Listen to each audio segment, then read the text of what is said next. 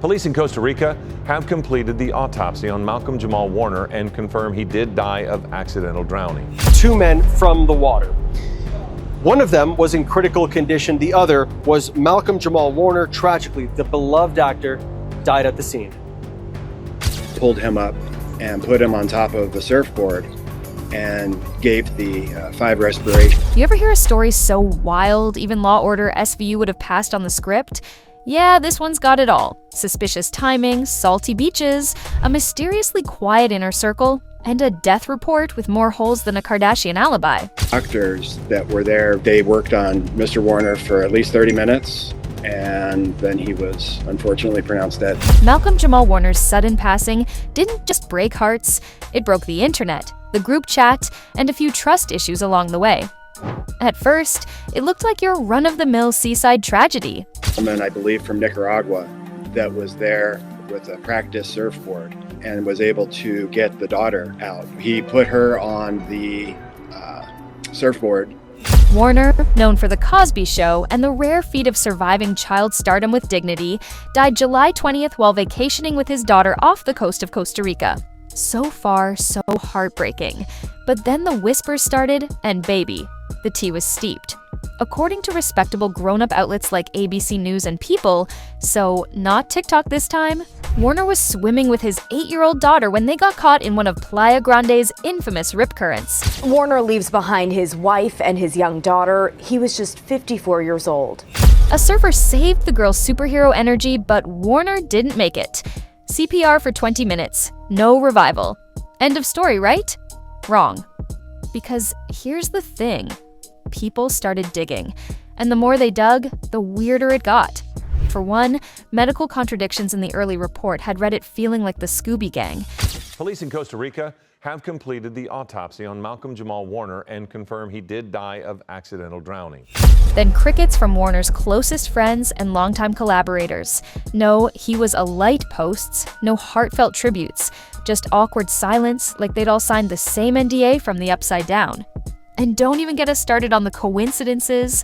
A notoriously dangerous beach, no bodyguard nearby, and a timeline that's fuzzy at best. Even the autopsy reads like it was trying not to get sued. Now, we're not saying aliens, but it's giving Netflix docuseries. Bottom line, this wasn't just a tragic drowning, it's a Hollywood mystery wrapped in SPF 50, and we're not buying the brochure. So, get this. Malcolm-Jamal Warner drowned, but also didn't. But then he did?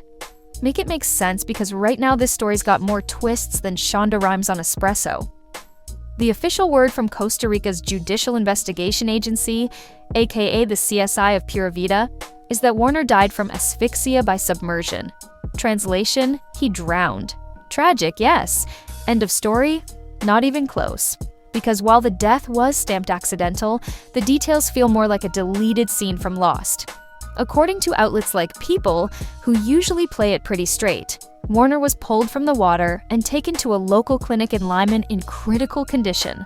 But plot twist, he didn't die there. Nope. He was stabilized, treated, and wait for it discharged with no major injuries. Yes, you read that right. Man went from near death to you're good to go, like it was a hangover, not a near drowning. Dr. Mauricio Solano. Corella said Warner was found to be stable and discharged without complications. Okay, cool. But fast forward a few hours or so, and suddenly Warner's dead again. Somebody call Christopher Nolan, because this timeline is straight up broken. And then there's the mystery doc, the anonymous hero who just happened to be vacationing 200 meters away, heard the commotion, grabbed his surfboard, and dove into rip current hell like Aquaman in cargo shorts. He says he personally pulled Warner from the water. A second person was also struggling, not Warner's daughter, just another well-meaning bystander with zero rescue gear, which sounds exactly like how not to do Baywatch. Meanwhile, the media ran with a different story. Malcolm-Jamal Warner, heroic dad, sacrificed himself to save his daughter. Emotional, gripping, Oscar-worthy stuff. Too bad it wasn't the truth. Turns out, a surfer saved the daughter, not Warner. And the big rescue moment? Invented, because nothing sells better than a fallen hero in dad mode. That's right, folks. Another day, another tragic celebrity death turned into TMZ fanfiction. One second, Malcolm-Jamal Warner was being hailed as a real-life superhero. The next, we find out he might not have been pulling a Baywatch move after all. Just caught in a rip current with his daughter, a heartbreaking accident. Not a blockbuster sacrifice. Plot twist. The truth is boring, so the media spiced it up faster than a Netflix true crime doc. According to officials in Costa Rica, Warner and his 8-year-old daughter got swept up in a rip current off Playa Cocos. Good Samaritan jumps in. Doctors on the beach rush over. A real tragedy unfolds in real time. The daughter makes it.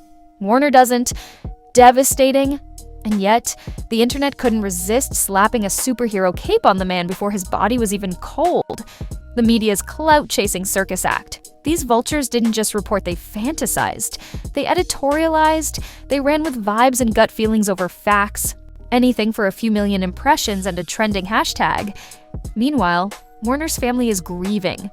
And now, they also have to read fan fiction about his final moments. Seriously?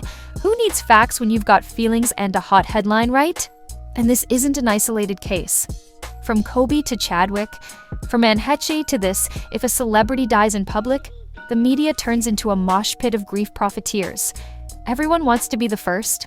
No one wants to be right. The result? A digital autopsy served cold and wrong to a hungry audience. I'm tired of running for shade. And aren't you tired of being hustled and played? And aren't we all tired of crying about how hard it is to be black in America, even if it looks like we've got it made?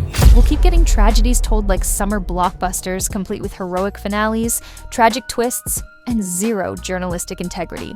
R.I.P. to Malcolm-Jamal Warner. Not a legend because of the media myth, but because he didn't need one. Just when you thought 2025 couldn't punch you in the gut any harder, along came the news that Malcolm-Jamal Warner had passed, and the tributes poured in faster than a 90s rerun binge after midnight. But Regina King? Oh, she didn't just pay tribute, she shut it down. The Oscar-wielding legend dropped 2 Instagram photos so poetic they could have made a stone cry. One showed Malcolm riding a motorcycle like a man who knew heaven had no speed limits. Grief is a journey, you know. I understand that grief is love that has no place to go. Another had him standing on his bike like Captain Cool himself, one hand raised like he was saluting the universe. The caption? Just 3 words. Ride in power. No fluff, no frills, just pure velvet-covered steel. King's post hit so hard, even Instagram took a moment of silence. And if you think that's just Hollywood politeness, think again. This was personal. That was a goodbye written in soul ink. Meanwhile, Adam Sandler got caught crying in 4K, and we're not mad about it. Cut to the Happy Gilmore 2 red carpet. Yes, that exists now. I hate to bring up the sad news, but news did break today of the untimely passing of Malcolm-Jamal Warner.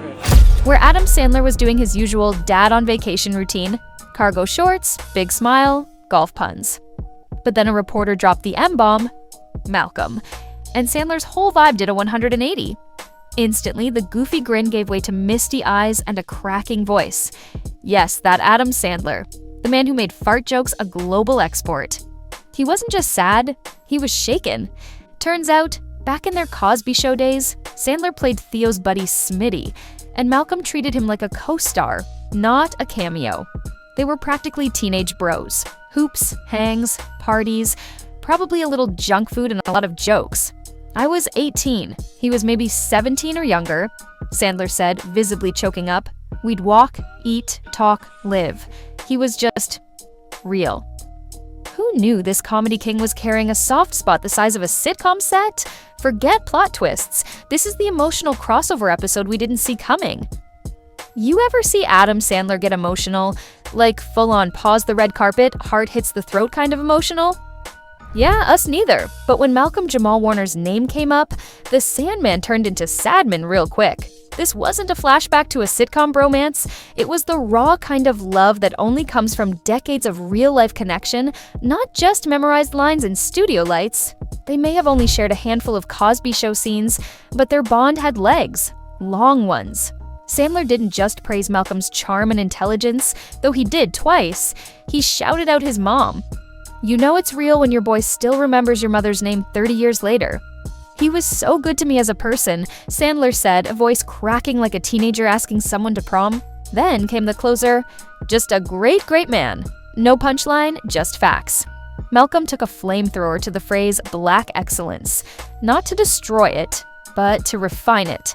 At first, he thought it meant red carpets, Ivy Leagues, and shiny things.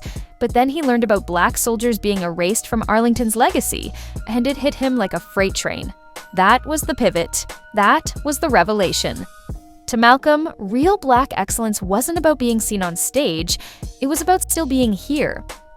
Malcolm-Jamal Warner wasn't just an actor, he was a thinker, a creator, and a voice that challenged narratives both on and off screen.